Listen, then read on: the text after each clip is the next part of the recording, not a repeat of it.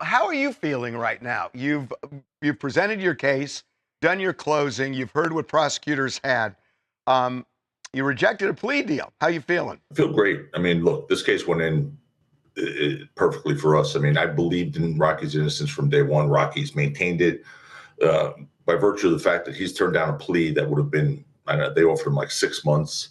Um, and he's facing obviously a lot more than that. I think shows you his resolve and his belief in his innocence and belief in the jury system. So, this case, it should be a 5-minute acquittal. But again, I've tried 120 jury trials, both as a prosecutor and defense attorney, and I will tell you, you could never, despite what all pundits may think and people in the courtroom, you just never know what a jury's thinking. But I feel as good as can be, especially because of the way the summations ended. Let's talk about that summation. There was something in particular you said that did not sit well with the prosecutor, and we saw the big argument over this. You're referring to ASAP Relly as having perjured himself, and that the prosecution accepted that. Joe, I've never seen an attorney take off his coat in court because it seemed like he was about to get into a fight. No, I took off my coat, Charles, because it was very hot in court. I didn't know this was going to happen. I was just listening to, this repeated, I'll call it whining, if you will, by the prosecutor, which seemed to happen every day. So I took my coat off because it was getting hot, not because I was getting ready to have fisticuffs. That wouldn't have been a fair fight. Look, I was just saying, they objected to the fact that we said they embraced perjury. It's different than saying you suborn perjury. Suborning perjury is when you put a witness forth that you know is committing perjury. You're suborning perjury. I didn't say they suborned perjury. I said they embraced it. And there's no way around that because their witness testified that the tape recordings I've had of him committing extortion were fake. So I had to call another witness in to then say, yes, those are real recordings. That's this Relly guy, and this is me, and I made the recording, and so they're not fake. So the prosecution then, took those recordings and played them and accepted that they were Relly. So I said they had to embrace, but that was perjury on behalf of ASAP Relly. There's no question about that. And he admitted perjury 5 or 6 or 7 other times on the witness stand. Oh my God, you would think I said something so horrific, but that's a fact. That's just a fact. It's not anything. And this one prosecutor in particular has a sort of a history and a reputation, and he had another hissy fit, to put it mildly. And just look, when I'm representing someone, Charles and Harvey, you guys know me for a long time.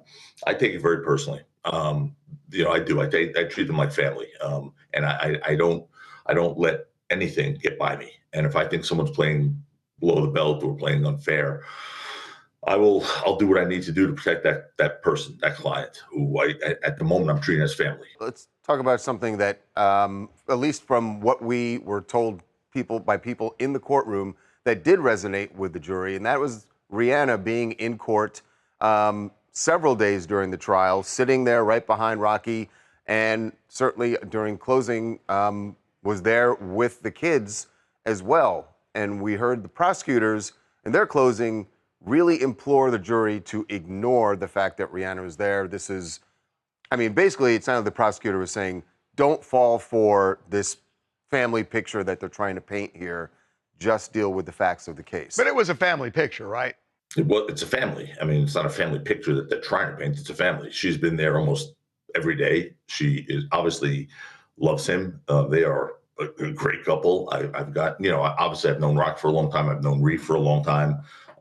And seeing them together in a time like this, in a time of need, is something very special. To see them she's really there supporting him, like in full force. And, they're a family. So why would that be odd or unique? And to me, when he commented on that in his closing, it was just another sign of weakness. To me, it was a sign that this is what they're worried about. Like, instead of the evidence, they're focused on, is Rihanna going to sway the jury? I never mentioned Rihanna in this trial. Rihanna was not part of our defense. We have factual defenses. And they seem to be obsessed with Rihanna and her being there. So I don't think this jury's going to be swayed by Rihanna. It definitely helps, though, Joe, right? I mean, you can admit it. It doesn't hurt. Who knows? I don't think it hurts because. Okay, hold on. You said who knows? I know. The answer is yes. Okay. I know. I don't. Yeah, look, these are people. We don't know what jurors think. Like, we have people from all different walks of life on that jury. So who knows what it means? If anything, I think at the end of the day, jurors are going to look at the facts of the case. The cases you've handled, and you've handled so many, some of them, you win some and you lose some within the same case, and it could still be viewed as a victory. With Rocky, everything's on the table, it seems. Either it's going to be all or nothing. Either he gets convicted and it's going to be super serious, or this guy gets exonerated. How long do you think it's going to take? That is a question that basically asked me to read tea leaves, Harvey, and it's impossible to do it. So, who knows what a jury's thinking? Who knows how long they're going to be? Hopefully not long. Hopefully tomorrow we'll get a verdict. Because again, without this one individual who imploded on the witness stand, I've never seen a witness implode like that in my career. Think about what that's saying. I've had some doozies, and so for that one witness to, implode the way he did and have absolutely zero credibility when all said and done, and it's not just me saying that. The judge was there and he witnessed this too. For that to happen, there's nothing left in the case that a jury can say, okay, I'm convinced beyond a reasonable doubt. So it should be quick. But again, you never know. You just never know. And it could be one juror holding things up or two. So it should be a quick verdict, but who knows? And who knows which way it's going to go? You just can't take anything for granted with a jury. He's the face of Gucci. So I had a call with Gucci yesterday, and they're like, well, when will the verdict be? I'm like, what?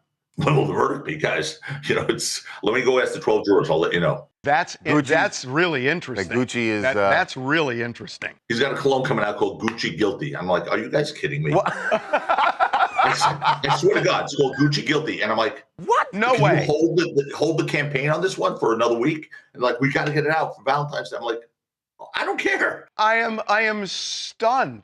Are you Seriously? serious? I swear to God, they were going to have a Gucci Guilty campaign? I've been going crazy with Gucci for the last year, saying hold that stupid campaign or change the name to Gucci Not Guilty. I got to ask you one more thing before we go. There was a moment during, and I don't know how it played with the jury, and we talked about it like it didn't even seem relevant, but there was a moment where ASAP Rocky yelled out to ASAP 12E while he was on the stand. Don't answer. And he yelled out, don't answer.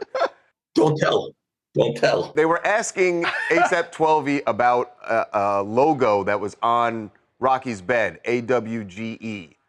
And I've just never heard the person who's on trial yelling to a witness, don't say. How did that play out? I almost broke Rocky's foot when that happened, just so you know. I heel kicked him so hard that he yelped. He yelped. That was the second time you heard. You said, don't tell, and then you heard a yelp. The yelp was from my heel. And what it was he just reacted to something that was so personal to him. Look, he sat there and listened to this rally call him all sorts of horrific names, okay?